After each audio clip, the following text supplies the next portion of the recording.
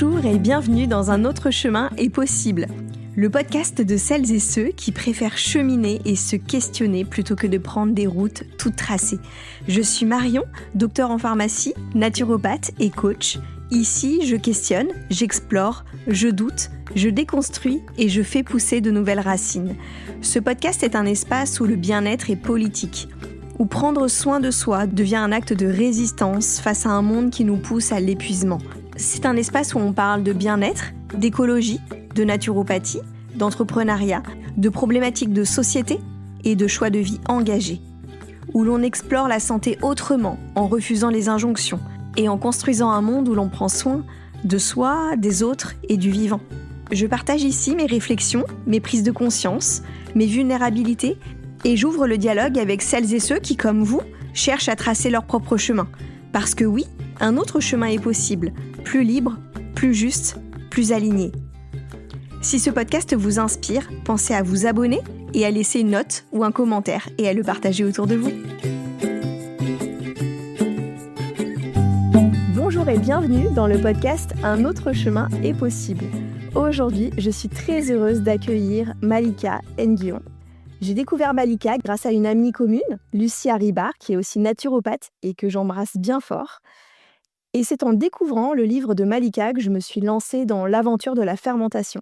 J'étais convaincue des bienfaits depuis longtemps, mais j'avais eu quelques appréhensions à me lancer, à oser le faire toute seule. Et puis son livre a été un déclic. Il m'a donné envie, et il m'a donné confiance et j'ai commencé à expérimenter, à fermenter mes petits bocaux et à partager effectivement mes découvertes sur Instagram et notamment ma passion pour l'ail lacto-fermenté qui est devenu aujourd'hui un indispensable dans ma cuisine. Et puis il y a quelques semaines, je suis tombée sur un post de Malika qui m'a profondément touchée. Elle y partageait en fait des liens entre la maternité, la fermentation, l'accouchement à domicile et tout en rappelant que c'est pas des délires de hippies, c'est vraiment des choix véritablement ancrés, qui sont politiques et des choix, puissants, qui nous reconnectent à notre instinct, à la confiance et au mystère de la vie. Et là, ça a vraiment résonné pour moi et je me suis dit: «Mais il faut que j'invite, Malika, dans le podcast». Et donc voilà, c'est aujourd'hui. Malika, je suis vraiment ravie de te recevoir ici. Salut Marion. Comment tu te sens aujourd'hui avant qu'on démarre cet épisode? Je me sens bien. J'étais très contente de te retrouver ce matin pour, faire ce podcast, je suis en pleine forme donc merci, pour ton invitation. Bah, avec grand plaisir.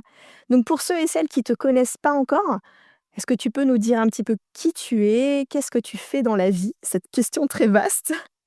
Bonjour tout le monde, moi je suis Malika Nguyen, je suis chef cuisinière, nomade je me suis, lancée dans la fermentation ces dernières années. J'ai créé un livre, qui s'appelle, «Cuisine et fermentation» comme tu l'as dit depuis, je j'aime bien faire, animer des ateliers, que ce soit pour des particuliers ou des professionnels et hem voyager un petit peu à droite à gauche avec mes couteaux et mes bocaux sous le bras. C'est quoi du coup le sujet de société qui te touche et qui fait que tu œuvres en fait dans ton quotidien et dans ton au travers ton activité notamment? Ce qui me touche le plus, ce qui m'anime et ce qui m'affecte aussi en même temps, c'est, tout ce qui est en relation avec, le vivant. Le vivant que ce soit, dans nos assiettes, dans notre corps, mais aussi dans nos relations humaines. Heu, je trouve qu'on a beaucoup perdu de lien avec la nature, avec le rythme des saisons et aussi avec les autres, d'un point de vue humain. Donc moi, j'ai des origines, je suis franco-cambodgienne je regarde l'actualité en ce moment avec beaucoup d'incompréhension. Je me demande comment on en est arrivé avec, autant de division et de méfiance, en fait, envers, la diversité, tout simplement. Et dans la nature, ce que j'observe, c'est que, cette diversité, elle est une force. C'est la force d'un écosystème. Par exemple, en permaculture, un sol vivant, il a besoin de variété, d'interaction, d'équilibre entre les espèces pour être fertile en fait, je me questionne: pourquoi est-ce que nous, à l'échelle humaine, on n'y arrive pas? Donc ça, c'est vraiment un sujet qui m'affecte énormément et je crois plus que tout que la diversité, c'est une richesse. Les rencontres, elles nourrissent, l'échange, il est essentiel aussi et en cuisine et particulièrement en fermentation qui est quand même une transformation, collective de micro-organismes vivants. À force d'observer en fait, tous ces processus, j'ai envie en fait que, bah, la société, que nous en tant qu'humains, on s'en inspire, donc voilà, mon engagement au quotidien, bah, c'est, bah, de réapprendre à nous relier, que ce soit aux aliments, aux traditions oubliées, à la terre et aussi aux autres en fait. C'est, bah, aussi nous inviter à ralentir, à écouter, à expérimenter et puis pourquoi pas aussi se questionner sur un système qui nous éloigne, bah, du vivant, de ce qui est vibrant et ce qui est essentiel. Mmh. C'est super beau quand tu parles d'une transformation collective, d'êtres vivants, ce qui est vraiment ce qui se passe, dans les bocaux et de fermentation et effectivement, à l'échelle planétaire, quoi. C'est hyper juste. Est-ce que tu peux nous raconter justement ton parcours, qu'est-ce qui t'a amené à te mettre, sur ce chemin-là, en fait? Alors c'est drôle parce que quand tu m'as parlé de déclic, j'ai souri, puis j'ai réfléchi et finalement je l'ai vécu comme une introspection, comme si en fait, finalement il y a pas eu de moment précis, ça a plutôt été une suite d'évidences qui m'ont toujours animée et je crois que très tôt, dès la vingtaine, j'ai ressenti en fait ce besoin profond d'être pleinement, bah, connectée à moi-même, à mes envies et à mes besoins. Bah, moi, j'ai quitté, assez vite, la maison familiale pour, voyager. J'avais besoin d'aller vivre à l'étranger, pour aller me rencontrer, connaître, qui j'étais en dehors des cadres, que bah, mes parents m'avaient transmis. C'était vraiment un sentiment très, très fort pour moi et je pense que cette force, bah, d'assumer mes choix et de foncer dans ce en quoi je crois, vient aussi de mon histoire familiale. Mon papa avait un statut de réfugié politique. Puisque en fait, il y a eu, presque toute ma famille, cambodgienne a disparu pendant le génocide des Khmers rouges et heu et je ressens pas ce passé comme un poids, mais plutôt comme une énergie qui me pousse parce que grâce à mes ancêtres, moi, je peux être vivante et pas survivante. Hem Moi, aujourd'hui, je peux parler, militer, faire des choix. Je peux incarner en fait, ce qui est important pour moi et d'un point de vue alimentation consciente, c'est la même chose, la maternité aussi, enfin tous ces choix sont importants pour moi et si je ne fonce pas, dans ces choix-là, à l'intérieur, c'est le feu. Hem et sinon, bon, évidemment, mes enfants, au moment de la maternité, c'est là où j'ai pris conscience de l'importance de l'alimentation. Donc ça, c'est pour le déclic, côté alimentaire. J'ai voulu, bah, prendre soin de moi, pour pouvoir prendre soin d'eux, que j'ai commencé à m'informer, à creuser et ça a été une vraie révélation pour moi. Parce que l'alimentation, c'est plus non seulement une question de plaisir ou de culture, c'est aussi un acte, de transmission, un engagement, pour la santé, bah, déjà, ça passe par la mienne et aussi, celle de mes enfants et je réalise, bah, que ce rapport à la prévention, à l'idée de prendre soin de son corps avant d'avoir mal, ça vient aussi, de mes origines asiatiques, heu et ça, je l'ai toujours fait inconsciemment comme une évidence. Et puis, quand la fermentation est arrivée dans ma vie, ben, c'est finalement une pratique qui réunit tout ce qui me parle. C'est-à-dire, la transformation, la transmission, l'équilibre entre, ben, instinct et savoir-faire. C'est aussi un acte militant.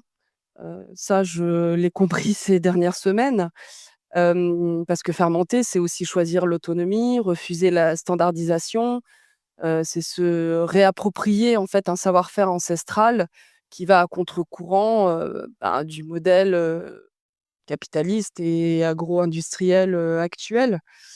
Donc finalement, voilà, consommer, c'est politique. Ce qu'on met dans nos assiettes, la manière dont on nourrit nos enfants, dont on respecte le vivant, bah, ce sont des choix qui ont du poids et mon cheminement est un retour au vivant, que ce soit dans mon corps, dans ma cuisine, tout ça, c'est, finalement un cercle vertueux. Et comment t'en es arrivé concrètement à fermenter tes premiers bocaux? Tu m'avais dit quelque chose, et ça m'avait marqué que c'était d'abord parce que tu avais trouvé ça bon, en fait. Enfin, au-delà finalement de tout ce que tu nous dis, qui sont des choix hyper engagés, genre, je crois que c'est par le goût que tu es arrivée à fermenter? Oui, bah, oui, parce que je suis une cuisinière et en fait, avant d'aimer cuisiner, j'ai toujours aimé manger. Je peux pas raconter que depuis, l'enfance, j'adore cuisiner, c'est pas vrai. J'ai toujours aimé manger. Donc en fait, bah, j'ai la gourmandise en moi et c'est vrai que, bah, les aliments fermentés ont suscité mon intérêt en passant par le goût en premier. Et puis ensuite, évidemment, bah, tout l'aspect, santé, conservation, zéro déchet, et puis, aussi, bah, évidemment l'aspect, il y a une philosophie derrière, il y a quelque chose de presque spirituel, en fait, quand on se lance là-dedans. Et justement, bah, c'est intéressant parce que la fermentation, le mot peut faire peur. Il y a beaucoup de personnes qui connaissent pas, qui savent pas exact pourtant on sait qu'on a une culture, la culture française, elle est quand même baignée autour de la fermentation, que ce soit par le pain, le fromage, le vin. Et pourtant, ces dernières années, beaucoup d'entre nous, on a oublié quelque part que tout ça, c'était des aliments fermentés. La pasteurisation a quelque part a un peu éradiqué tout ça et nous a un peu brouillé les pistes. Et donc comment tu accompagnes les personnes à, déconstruire leurs idées reçues sur la fermentation et du coup à faire bouger les lignes autour d'une alimentation vivante, quoi? Bah, justement, j'ai la chance de pouvoir séduire par la gourmandise, parce que et comme tu le dis, oui, la fermentation, ça intrigue, comme ça questionne et ça fait peur. Surtout, on me demande souvent: «Mais c'est quoi? C'est pas dangereux?» Alors, bah, plutôt que de commencer dans des grandes explications, moi, ce que j'aime bien faire, c'est faire goûter. Parce que je trouve que c'est quand même la meilleure, façon de convaincre, c'est par le plaisir. Donc j'ai cet avantage d'être cuisinière avant tout et je sais que par la gourmandise, on peut faire bouger les lignes. Si je commence par un discours technique, bah, là, je risque en fait de perdre du monde. Mais si je propose un plat réconfortant, avec un goût qui rappelle un souvenir, une texture qui donne envie d'y retourner, bah, là, d'un coup, la porte, elle s'ouvre et les gens, ils sont plus à même, en fait, bah, entendre le discours qu'il y a derrière. Donc moi, quand j'étais en restauration, ce que j'aimais faire, par exemple, c'était un risotto, de betterave fermentée et c'est drôle parce que les gens, du coup, ils s'arrêtent sur le mot risotto, parce que c'est un mot, qui évoque, tout de suite, le plat chaud qui est gourmand, hein, et et du coup, le mot betterave fermentée, bah, on l'oublie un petit peu et donc c'est vraiment comme ça que j'arrive à séduire, que ce soit les clients ou mon entourage et c'est vrai qu'une fois que, bah, les papilles, elles sont conquises, là, on peut en discuter et en général, les gens sont conquis parce que en fait, c'est un équilibre à trouver, la façon dont on ajoute, des aliments fermentés dans sa cuisine. Donc je leur montre que fermenter à la maison, c'est pas un truc de niche ni, une lubie de bobo. En fait, on peut tous s'y mettre et surtout, en fait, on a toujours fermenté. On a passé plus de temps à fermenter, comme tu l'as dit, qu'à pasteuriser.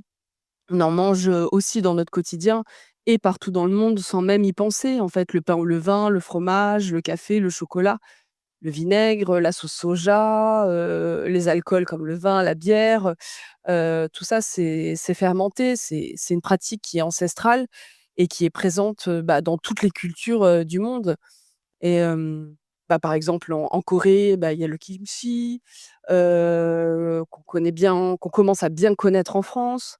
Hem, Au Japon, il y a le miso, il y a aussi, bah, les citrons confits, du Maghreb, enfin et j'en passe en fait, il y en a tellement, sauf que c'est vrai qu'en France, le mot fermenté, voilà, les gens ils associent à pourri alors que c'est vrai que le mot fermenté, c'est un mot qui peut faire peur, c'est pour ça que, bah, avec les copains de la fermentation, on essaye un petit peu de déconstruire et de sensibiliser les gens. Et c'est drôle parce que dans l'association Fervent Ferment dans laquelle, je fais partie, on est pour la plupart, des cuisiniers ou des cuisinières. Donc je pense qu'on a vraiment cet atout, de séduction, de qui passe par l'assiette, en fait. Et heu et au-delà du goût, moi, ce que j'aime transmettre, c'est que, bah, l'idée de fermenter, c'est un acte vivant. C'est une démarche qui demande du temps, de la patience, de l'observation, et puis ça se contrôle pas totalement. Parfois ça prend pas et ça m'a aussi appris, bah, dans ma vie perso, à accepter l'échec, à lâcher prise et aussi à essayer de comprendre ce qui s'est passé, à me reconnecter en fait, bah, au vivant. Et la fermentation, c'est aussi permettre de mieux conserver les aliments, d'être plus autonome, de réduire, le gaspillage, de se réapproprier des savoirs oubliés. C'est tout sauf anodin, en fait. Donc fermenter des légumes, c'est pas juste une tendance, c'est une révolution discrète qui passe par nos assiettes. C'est une façon de se reconnecter à la nature, au temps long aussi et je pense que ça, c'est intéressant, de voilà, de réapprendre à attendre, de réapprendre à à des goûts qui ne sont pas, standardisés parce qu'on peut mettre en fermentation, par exemple des voilà, ce fameux bocal de betterave fermentée, d'un bocal à un autre, il aura jamais le même goût. Il va fermenter différemment en fonction du terroir où il a grandi, en fonction de l'environnement, où on va mettre notre bocal, si on laisse plus ou moins de temps, si c'est en été, en hiver, donc tout ça, je trouve que c'est vraiment, un aspect intéressant, c'est, un des aspects de la fermentation qui me plaît énormément parce que c'est, bah, tout simplement une reconnexion à la nature. C'est vrai, quand tu parles de temps long, ça me fait rire, quand on prépare, nos bocaux, avec mon copain. Je crois que la dernière fois, on s'est faisait des citrons et on avait lu que genre il fallait, idéalement presque 6 mois, tu vois, pour, que ce soit optimal et on s'est dit: «On fait notre bocal et on va le goûter que dans 6 mois». Tu sais, ça te paraît dingue. C'est un truc qu'on n'a plus l'habitude, quoi et de devoir se remettre dans une forme d'anticipation, de dire: «Ah bah tiens, j'ai bientôt plus d'ail fermenté, bah, il faut que si je veux que ça prenne laisser un mois pour en refaire, faut le faire maintenant». Et comme tu dis, c'est ce temps long, là où on est dans une société d'immédiateté et toutes les 2, on a grandi dans les années 80, à l'ère, du tout industriel, en termes d'alimentation. Du coup, on est une génération qui doit réapprendre tout ça, quoi. Donc c'est riche de sens, comme tu dis, tous ces parallèles, que tu fais. Tu nous as parlé aussi de tes racines cambodgiennes, justement. En quoi, ça a vraiment tu nous parlais du lien avec la santé notamment mais en quoi ça a aussi, influencé ta manière de voir l'alimentation et ta transmission? En fait, mon papa, c'était un cuisinier passionné. Pour lui, manger, c'était un acte de respect envers soi-même. Quand il avait faim, il se contentait pas juste d'un morceau de pain, et d'un bout de fromage, hein.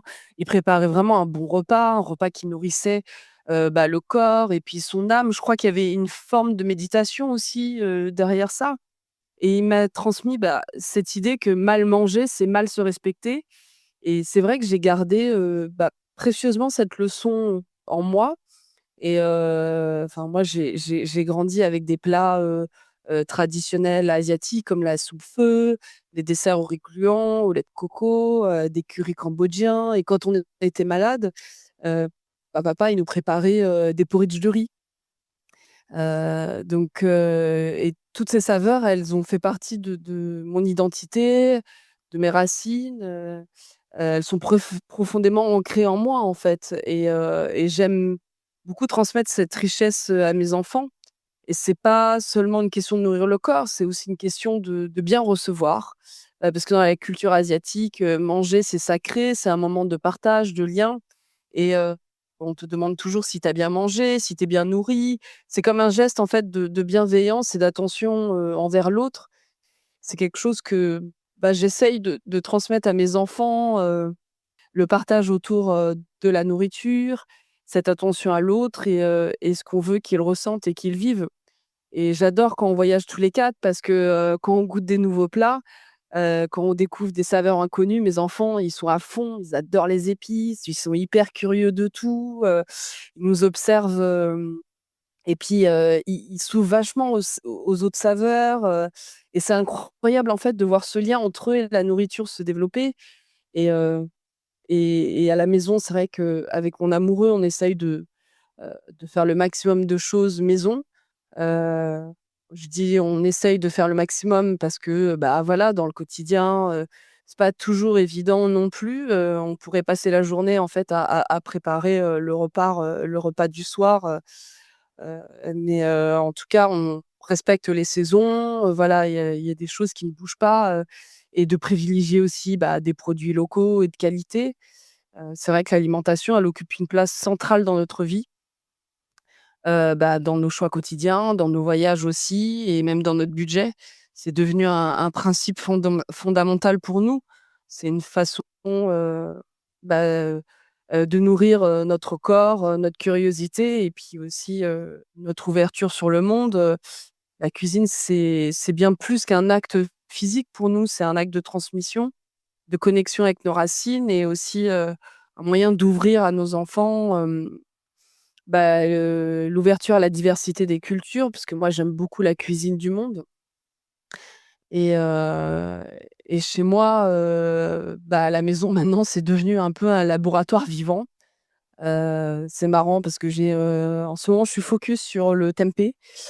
Donc le tempeh c'est, un mets, indonésien, à base de graines de soja, mais on peut le faire, à base de n'importe quelle autre, légumineuse et en fait, on vient ensemencer, un champignon dessus et il y a un mycélium qui va se créer, sur les légumineuses et c'est marrant parce que j'ai un petit de 2 ans et demi, qui adore, en fait, regarder les étapes, heu, du tempeh. Donc à chaque fois, il veut qu'on ouvre la boîte pour regarder, si ça a évolué, si ça s'est transformé et je trouve ça génial, en fait. Je sais pas, en fait, ce que ça va lui évoquer plus tard, mais en tout cas, pour moi, c'est essentiel qu'il comprenne que, bah, tout prend du temps et que, oui, même si on habite dans une grande ville, on essaye de faire, tout maison, et que, bah, le processus de cuisiner, de fermenter et de nourrir, c'est pas instantané. C'est un acte de patience, de respect envers le vivant. Et en fait, la transmission envers mes enfants, elle est encore plus importante parce qu'en fait, ça vient aussi de mon histoire avec, le Cambodge. Au Cambodge, il y a voilà, il y a 1 à 2 générations qui a disparu et j'ai l'impression d'avoir en moi inconsciemment une peur de pas assez transmettre à mes enfants et c'est vrai qu'ici, bah, j'ai encore des oncles, des tantes. J'ai aussi rencontré des personnes incroyables comme Bopa qui est une grande cuisinière et qui m'apprend en fait, à cuisiner des plats cambodgiens donc c'est aussi pour moi, bah, une façon de créer un pont entre le Cambodge, et ici et de continuer à transmettre, ben, ces valeurs, à mes enfants. Bah, ouais, c'est essentiel et c'est trop mignon. J'ai cette image effectivement du petit qui voit le tempeh en train de se construire et c'est tellement différent de, une autre éducation où tu prends ta pizza du congèle et tu la mets au micro-ondes et et où tout est dans l'instantanéité et effectivement c'est une autre façon de voir la vie, quoi. Justement, tu es enceinte de ton troisième enfant, bientôt, qui arrive bientôt et donc je parlais en introduction de ce post que tu as fait qui était hyper fort, où tu faisais un parallèle entre la fermentation et la maternité. Est-ce que tu peux nous raconter? Oui, c'est vrai que j'adore faire des, parallèles, ouais, ça fait partie de ma nature. Depuis petite, en fait, je me questionne sur la façon dont fonctionne le monde, j'ai toujours été, très, comment? Pensive, voilà, j'ai eu des très tôt, je me souviens, vers l'âge de 7 8 ans, je me posais des grandes questions déjà et en fait, quand je me suis plongée dans la fermentation et que j'ai écrit, bah, ce livre «Cuisine et fermentation», un lien, c'est naturellement formé, avec mon expérience de grossesse, parce que fermenter, accoucher, être enceinte, c'est des processus qui sont proches, bien plus qu'on ne le croit, en fait. C'est des processus, tout comme la vie elle-même, elle fait, ses cycles, de transformation, de patience. Il y a quelque chose, de magique, mais aussi de profondément humain dans l'acte de nourrir, d'accompagner, de faire grandir et de voir la vie se transformer. Et c'est drôle ce que je vais dire, l'image peut faire sourire, mais je vois un peu mon ventre comme un bocal.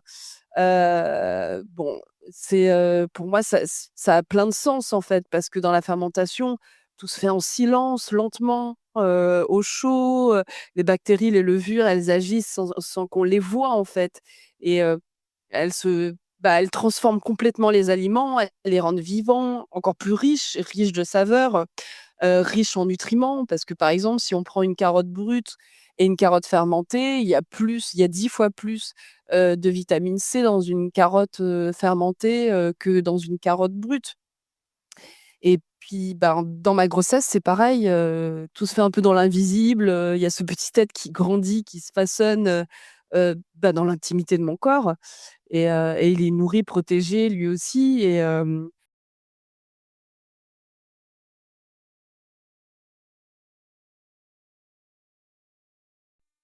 ce processus comme celui de la fermentation, c'est du lâcher prise et de l'amour et de la confiance. Heu, Dans la fermentation comme dans la maternité, il faut savoir lâcher prise, accepter que certains moments, ne se déroulent pas comme prévu. Parfois une fermentation, elle prend pas, et parfois une grossesse non plus ne prend pas. Donc tous ces échecs ou plutôt ces ajustements font partie du processus, ils font partie de la vie. Il s'agit pas de forcer, mais d'accepter en fait le rythme, de la transformation, de faire confiance à ce qui est en train de se développer. Et je ressens cette connexion très forte, cette transformation, dans chaque geste que je fais, dans chaque bocal que je prépare. Hem, Parce que chaque fermentation, c'est une forme de naissance, en fait. Et chaque grossesse, c'est un processus vivant. C'est une invitation à vivre pleinement et être présente dans chaque instant. Tout est lié, pour moi, que ce soit, nourrir, cultiver, enfanter. Ces 3 éléments, ils sont pas indissociables, ils font partie bah, d'un tout, qui plus vaste, qui inclut nos choix, nos valeurs, la manière dont on veut interagir aussi avec le monde autour de nous. Et j'ai aussi, observé en fait le respect du vivant, chez les sages-femmes et les doulas et les femmes, qui m'entourent en fait, et aussi chez, celles et ceux qui fermentent. Tous et toutes, on a cette volonté de transmettre, d'observer, d'honorer, la transformation. Et donc mon 2e enfant est né à la maison, et là, pour le troisième, on prépare un accouchement à la maison aussi. Et c'est pas un délire de hippie, et tout comme fermenter, c'est pas une lubie de bobo comme je l'ai dit tout à l'heure. Et puis, en fait, pour moi, l'essentiel, c'est d'être libre dans ses choix, d'explorer. Je tiens quand même à préciser que je ne critique pas ni dénigre les femmes et les couples qui veulent donner naissance, sous péridurale à la maternité. C'est pas ça du tout. Je dis simplement que qu'on peut, si on le souhaite et que notre grossesse nous le permet, faire autrement. On peut être bien accompagné, en sécurité, dans la pénombre de chez soi, entouré de nos micro-organismes vivants aussi. Donc moi, ça me fait sourire parce que j'en ai plein à la maison avec tous les bocaux. En plus de ça, je me dis: «Ça peut être que bénéfique pour le bébé». Donc c'est faire des choix, c'est, déjà agir, c'est refuser, qu'on nous dicte, comment manger, comment vivre, comment naître. Pour moi, chaque décision que l'on prend est un acte, de résistance à un système qui finalement nous éloigne du vivant. C'est, aussi reprendre la main sur, notre propre vie, notre corps, nos choix. Et ça signifie de se reconnecter à soi, réapprendre à nourrir le vivant autour de nous, à prendre soin de notre environnement, à respecter les cycles naturels de la nature et de la vie, en fait. Donc comme le dit Michel Audin, qui est un obstétricien, heu, très reconnu, Changer son monde, c'est changer la façon dont on donne la vie, dont on nourrit nos enfants aussi, dont on prend soin du vivant, en soi et autour de soi. C'est un choix qui est intime, qui est un choix, politique, heu, un acte d'engagement envers nous-mêmes, mais envers aussi ceux, qui viennent après nous et envers la nature. Et je pense qu'il est temps de renouer avec cette puissance, qui réside en nous, et cette puissance de créer, de nourrir et de vivre en harmonie avec le vivant. Mais je peux que être, d'accord avec tout ce que tu dis et c'est vraiment des choses que j'avais ressenties lors, de ma grossesse. C'était il y a 5 ans maintenant, mais c'est cette sensation, comme tu dis, du bocal. Je faisais pas le lien avec la fermentation à l'époque et c'est pour ça quand je l'ai lu, ça a vraiment tu m'as permis de poser des mots sur quelque chose que j'avais vraiment ressenti, mais comme si pour la première fois de ma vie, j'étais en contact avec ce faire confiance dans un processus qui est à l'intérieur, que je ne vois pas et sur lequel je n'ai pas d'emprise. Et tu sais, quand tu t'es toujours, forgé à, bah, quand on veut, on peut, tu sais, dans une espèce de culture du un peu du contrôle et de j'ai enfin, je peux agir et autres et que là, pour une fois dans ta vie, tu te retrouves face à quelque chose, tu as juste à laisser faire et j'avais trouvé ça tellement, bouleversant, quoi, comme expérience, et comme apprentissage. Donc, merci vraiment pour tes mots et je te rejoins, je sais aussi que beaucoup de ch à cette époque, du coup, j'avais un peu découvert effectivement plein de choses autour de l'accouchement que dont j'avais pas idée avant d'être concernée évidemment et j'ai m'étais vraiment dit: «Ah mais qu'est-ce que ça dit de notre société en fait, la manière dont on accouche en fait?»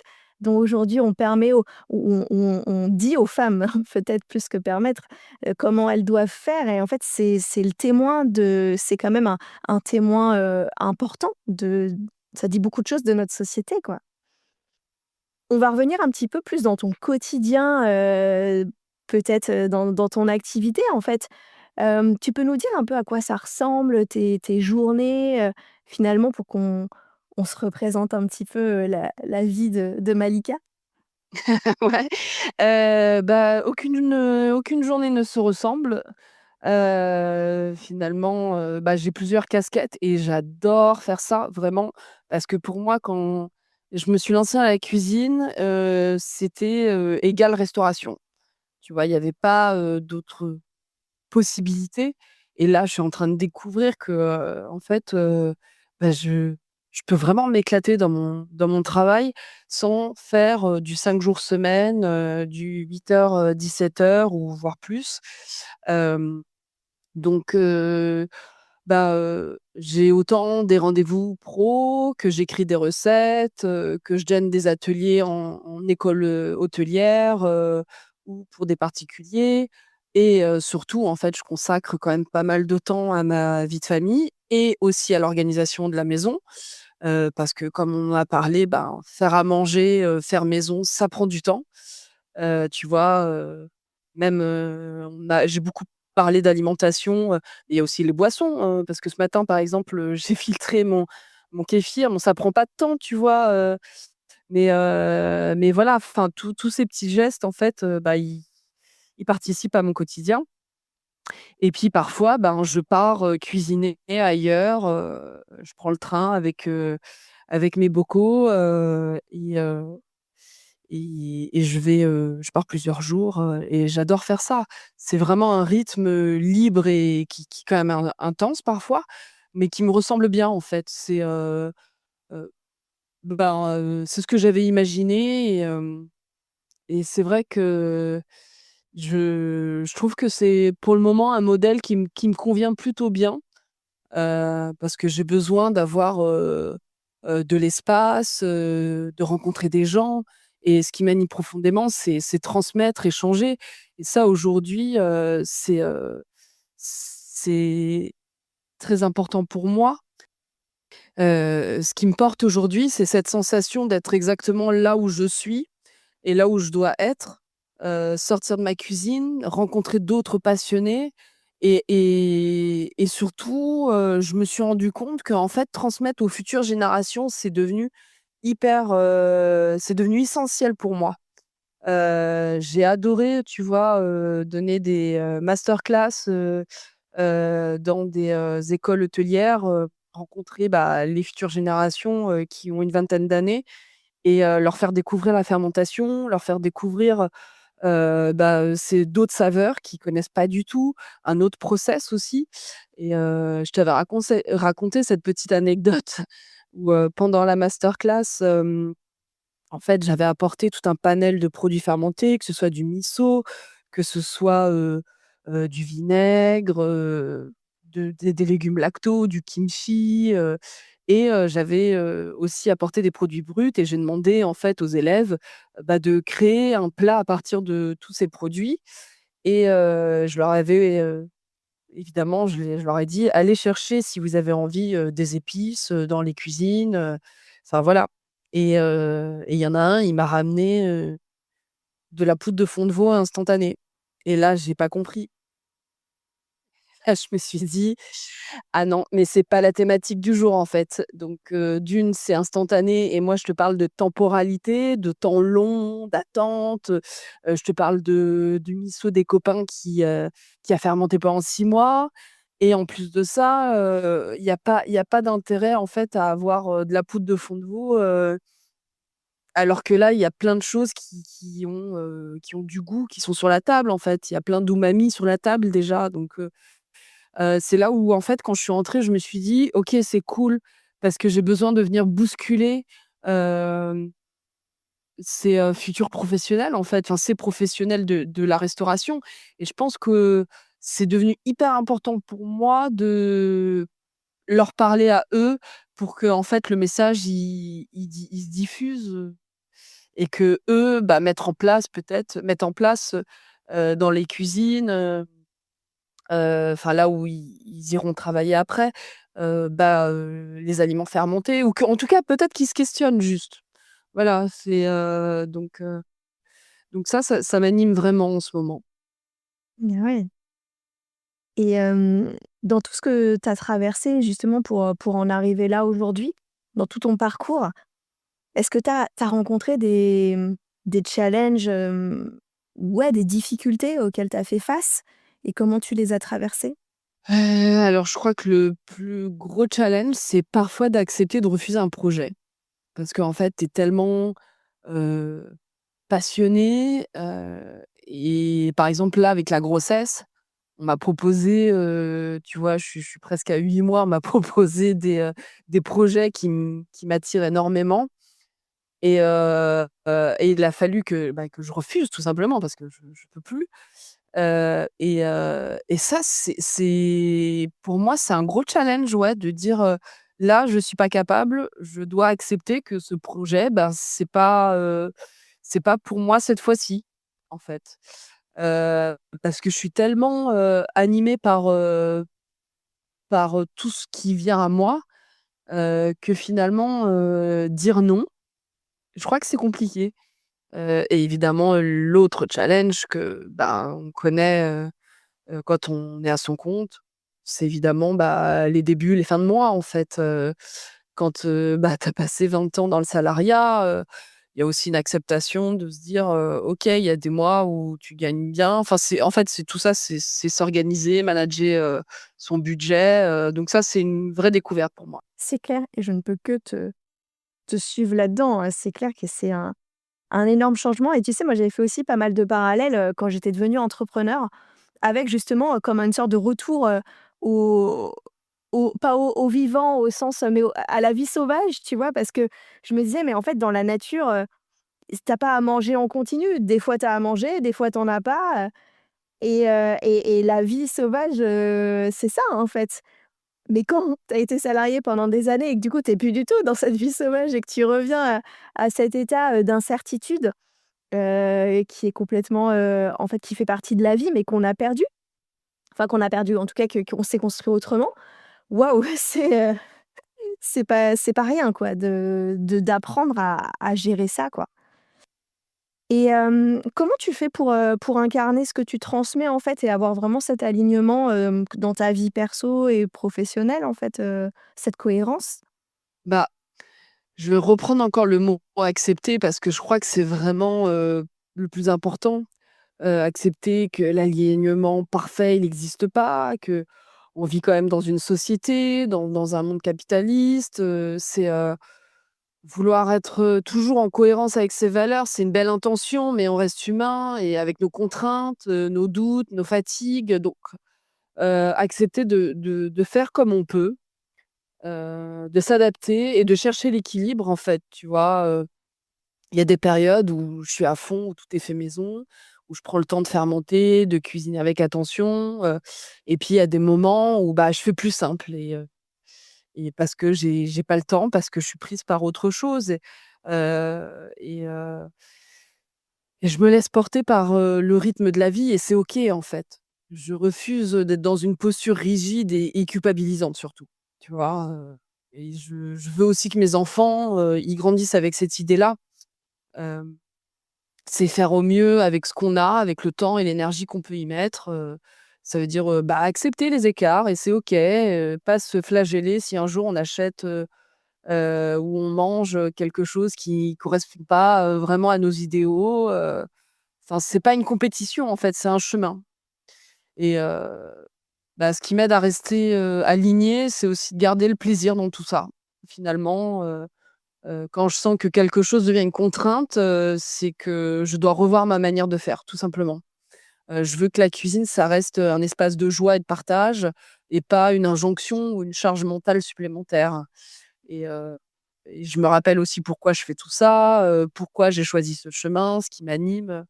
J'ai choisi d'être en mouvement, d'explorer et de ressentir, ce que je fais, avec du sens. Si je me force, ben, pour moi, c'est le tsunami à l'intérieur, vraiment, hein, donc je préfère ajuster mon rythme et au final, incarner ce que je transmets, c'est avant tout être honnête avec moi-même. Accepter que, bah, c'est un processus et que tant que l'intention est là, je suis sur le bon chemin. Et oui, je te rejoins complètement sur le côté, il y a des moments où on n'a pas la dispo, ou même, il y a comme si on avait des phases aussi. Ça m'a parlé quand tu as dit à un moment, la con enfin, c'est une contrainte et j'ai pas envie de le faire. Enfin, tu sais, moi, je pense par exemple, bah, quand je faisais mes études de naturopathie, je faisais toutes mes graines germées, j'étais à fond, parce que aussi j'étais dans un processus d'apprentissage et j'avais besoin d'expérimenter tout ça. Et là, je me suis rendu compte, ça fait 1 an que j'ai déménagé et que mon bocal de germination, il est au fond de mon placard et que je l'ai pas ressorti, tu vois? Et qu'en ce moment, j'ai pas envie.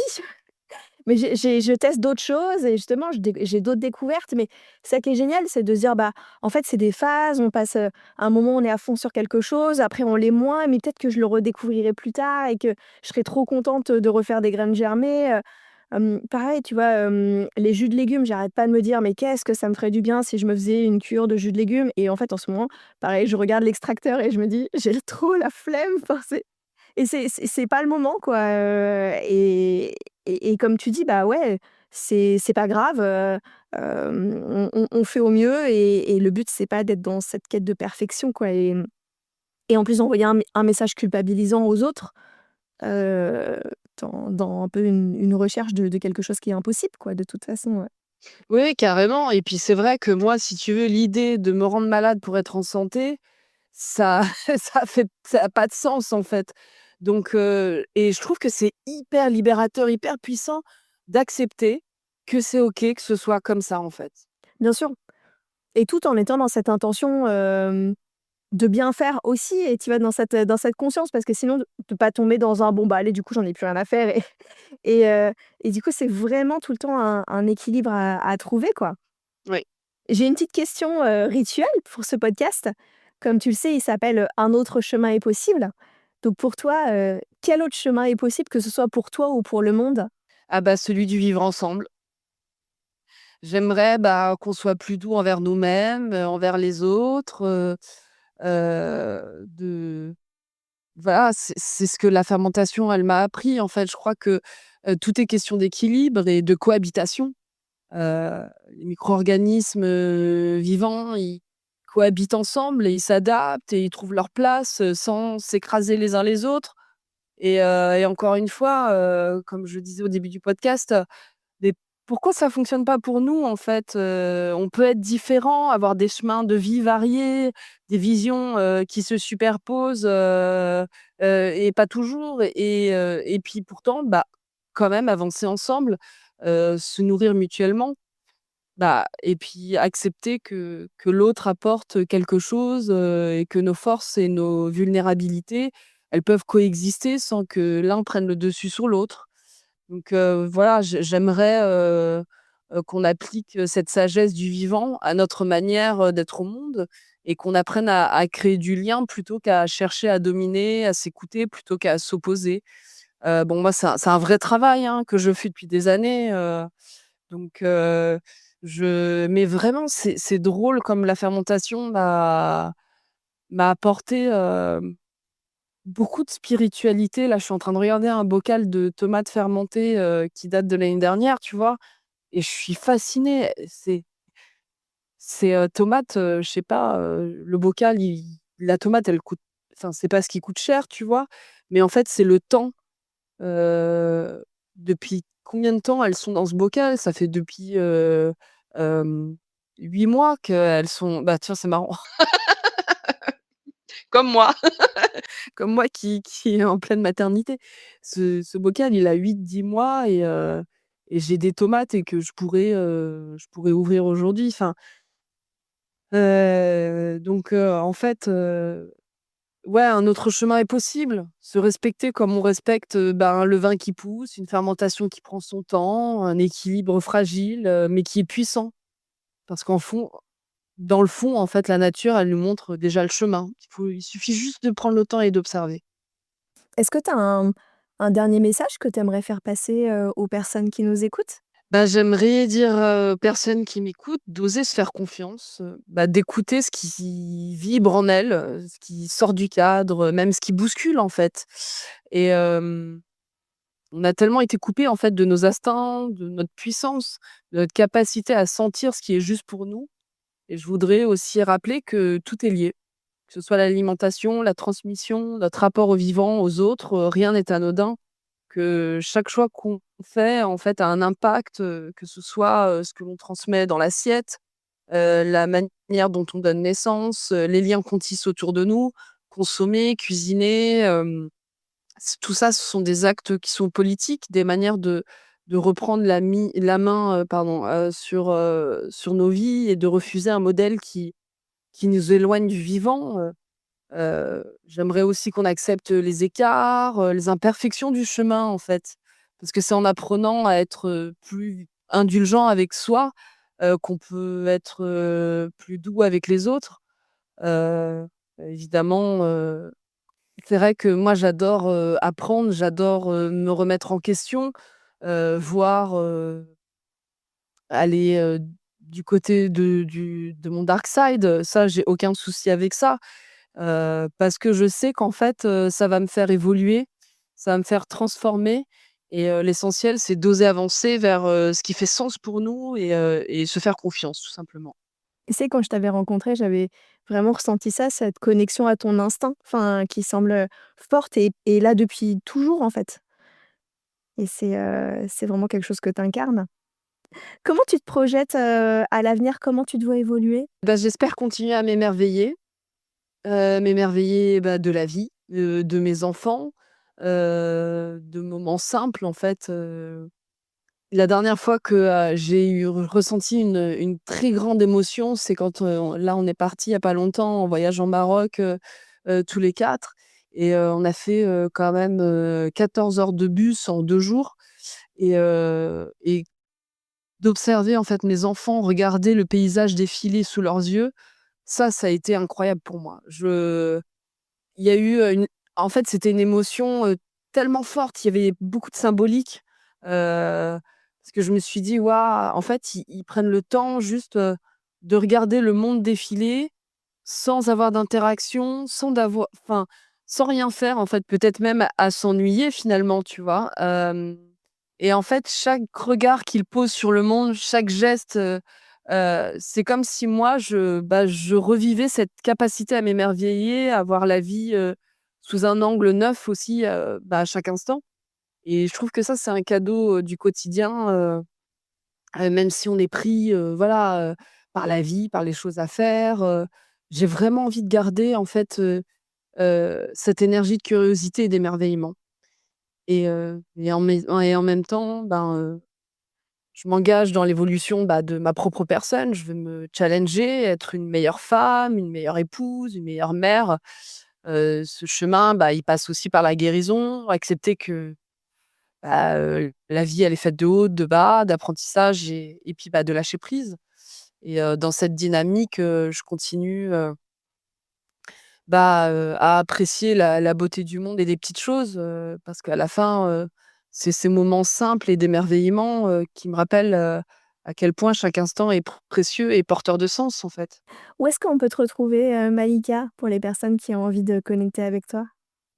On peut me retrouver tout simplement sur mon Instagram, qui s'appelle MLK Cuisine où, je partage, dessus, que ce soit mes recettes, mes états d'âme, heu, mes luttes, où je parle de fermentation, de cuisine, de tout ce qui m'anime. Et est-ce que tu as des projets, dont tu peux nous parler, des actualités là à partager? Eh bien, tu es la première avec laquelle je partage, cette information, sur ton podcast. Je suis donc sur la fin de l'écriture de mon deuxième livre sur la fermentation, qui va sortir le 4 septembre. Donc ça va être une sacrée rentrée pour nous et du coup, ce sera un livre sur des recettes, de cuisine et de fermentation. Hem En fait, il va être un petit peu plus poussé que le premier. Le premier, je voulais que les recettes soient, surtout, de la fermentation spontanée, c'est-à-dire, avec, de l'eau, du sel ou avec, du sucre, avec des ingrédients qu'on a à la maison et je voulais que les gens aient pas d'excuses, en fait, pour se lancer dans la fermentation. Alors que là, j'invite en fait, les lecteurs, les lectrices à aller chercher, des sports, des mers de kombucha, des grains de kéfir, de fruits, de lait, et donc il y a toujours, en fait, une recette de comment je fabrique, par exemple, un kéfir de lait et ensuite qu'est-ce que je fais une fois que mon kéfir de lait est prêt? Heu, voilà, heu, je trouve que c'est important pour moi, et aussi parce que, ça fait partie de mon quotidien de partager des recettes de qu'est-ce que je fais une fois que mon bocal, est prêt ou, que ma fermentation est prête. Mmh. J'ai hâte de le découvrir. J'avais vraiment, adoré déjà, le premier que je recommande. Je remettrai, tous les liens, en description de l'épisode, ton compte Instagram et puis effectivement le lien vers ton premier livre et je te souhaite encore du coup une belle gestation de ce projet et de fin de ta maternité, enfin de fin de ton la fin de ta grossesse et de donner naissance à ces beaux bébés, très prochainement. Je te remercie beaucoup, Marion. Podcast, c'est une joie de t'avoir, aujourd'hui Malika. J'espère que ça aura beaucoup, inspiré, en tout cas, par tous ces messages, très forts et comme tu l'as dit souvent, très spirituels aussi, avec beaucoup de hauteur en fait, sur le sens de la vie, tout simplement et merci encore. Merci beaucoup, Marion, pour cette invitation. C'était super. À bientôt. À bientôt. Merci d'avoir écouté cet épisode jusqu'au bout. J'espère qu'il vous a plu. Au-delà de l'épisode, moi ce que j'ai aimé c'est la rencontre avec Malika, de connecter avec une personne avec qui je partage énormément de valeurs et de visions du monde. Et je sais que ça compte beaucoup pour moi en ce moment de me créer un écosystème avec des personnes avec qui je partage une certaine vision de la vie et de se sentir ensemble justement dans une direction. J'ai beaucoup aimé tous les parallèles que Malika a partagés, que ce soit autour de la maternité, mais également autour de la fermentation comme en fait un équilibre et un vivre ensemble, à l'image d'une société finalement. Et aussi ce rappel que finalement chaque pratique peut nous enseigner. Là on a parlé de la fermentation, mais ça pourrait être plein d'autres pratiques de nos quotidiens qui viennent nous enseigner une sagesse comme celle du ralentir, de laisser faire le temps, de la magie de la transformation des choses, également le rapport à l'échec dont parlait Malika. Tout n'est pas parfait, des fois ça marche pas et j'ai beaucoup aimé la sagesse vraiment des enseignements, et puis encore une fois se rappeler que nos choix au quotidien, ils ont leur importance, et nos choix, ils peuvent avoir vraiment cette dimension politique de nous affirmer dans la direction qu'on souhaite pour le monde, et ça a vraiment de la valeur. Et donc il n'y a pas de petits gestes en fait, tous ces petits engagements dans notre quotidien, ils comptent vraiment. Donc si vous avez aimé cet épisode, déjà écrivez-nous un petit mot à Malika et à moi, ça nous fera super plaisir d'avoir vos retours. Et puis n'hésitez pas à le partager sur les réseaux sociaux en nous taguant, comme ça on pourra le voir et le repartager également.